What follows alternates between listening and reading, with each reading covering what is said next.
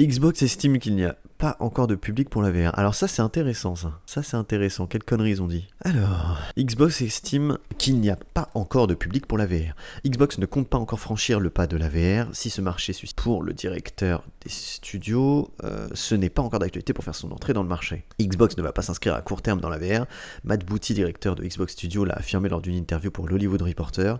Il considère tout simplement que le marché est trop petit pour que la firme s'y engouffre. De plus, l'entreprise prendrait en compte comme élément de réussite seulement les jeux qui rassemblent plus de 10 millions de joueurs. Cependant, Xbox changera de stratégie s'il y a du public pour ce type d'outil. Mais il y a du public. Mais ils sont complètement cons chez Microsoft.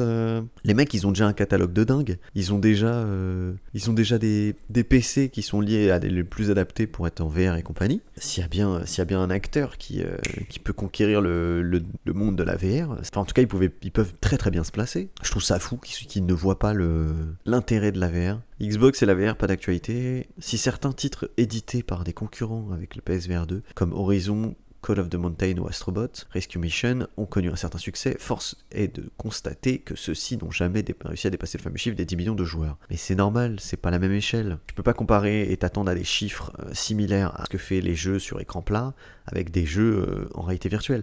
Tu compares une niche à un truc qui est devenu mainstream, c'est complètement stupide. Ah ouais, non mais ils comprennent rien du tout là, hein.